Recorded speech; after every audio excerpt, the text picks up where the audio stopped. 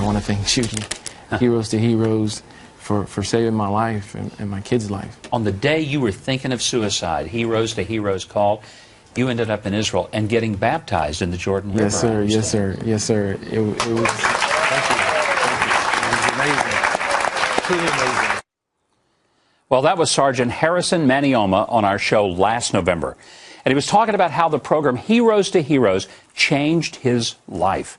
It's a program that allows U.S. veterans to travel to Israel to experience the history and also to connect with Israeli soldiers.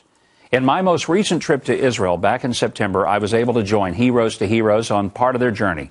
We had the honor to visit a hospital and spend time with wounded Israeli fighters. There on the trip with me was another former guest on this show, Tech Sergeant Greg Cruz Grutter, a veteran of the Marines who served both in Iraq and Afghanistan and who has become a team coach on the Heroes to Heroes trip. Thank you very much for your service. Thank you. I know sometimes when we do the things that we do, a lot of people don't understand why we do it. These guys, we understand. We want you to know that freedom is important, and we expect, thank you for what you've done. So outside of Israel, we want you to know that people watch. Take care and get well soon, okay? Thank you. God bless. Joining me now is Greg Cruz Grutter and the founder of Heroes to Heroes, Judy Schaefer. Great to have both of you guys here. Greg, I want to start with you. When we were in that hospital back in September, visiting with those Israeli soldiers who had just been wounded in the conflict with Hamas over in Gaza, it was very emotional for me. But I saw you guys. I saw tears. I saw deep emotion, both from your part and from your Israeli counterparts. Tell me about that visit when you first walked in there and you saw one of those Israeli soldiers laying in the hospital bed. It just brought back so many memories of the people that were close to me that I lost or got hurt or got wounded. And initially to find out that they didn't have any type of combat award that we had really struck me. And getting with Judy, and I said, we need to do something for them. And I thought it would be good for the guys to get there and share, because most of us have the same issue. We have separation anxiety. We miss working with the guys that we were with. We miss the troops that we were with. And to be able to go over and share with those guys, especially in the political mood where it is now, the grunts on the ground, the trigger pullers, as the last guest said, us trigger pullers care. We care about each other. And we're fighting the same enemy, the same goals, the same freedoms. Everything's in jeopardy. And we wanted them to know that we believe in them.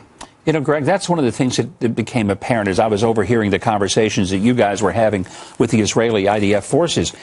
You were recognizing that the people you were fighting in Iraq and Afghanistan, radical Islamic jihadists, that's exactly who the Israelis had been fighting. Did that bring a unique kind of bond beyond just the military, but the fact there was a common enemy you were working with? Absolutely, sir. Same game, different stadium.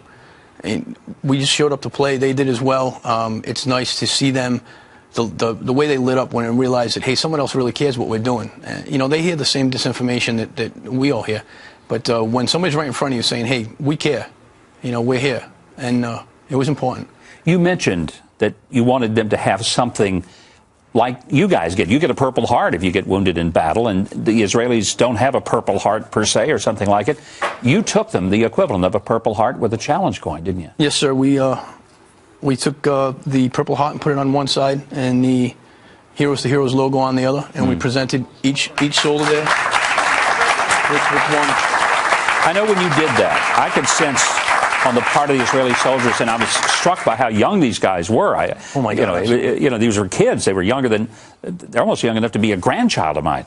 But I really was struck by their youth, but I was also struck by how deeply touched they were by the gesture that you presented them something tangible to hang on to. And I could tell it meant something very, very special to them. We're military guys. We like all those bells and whistles and that shiny stuff. So, again, it transcends from one to the other. And that's why I wanted to give them something that we could give them, that little token that, hey, you can carry it around with us and know that somebody else is there for you. Judy, I want to ask you about the trip because I think you probably feel as I do it's so very powerful. Tell me how these trips have impacted the veterans that you have taken and how it's impacted you. Wow. It's changed my life, and it's changed so many lives. I've become so much more sensitive to everyone, to understanding that people matter and everyone matters. And everyone has a story, and not everyone has a hero story. They have an everyday story.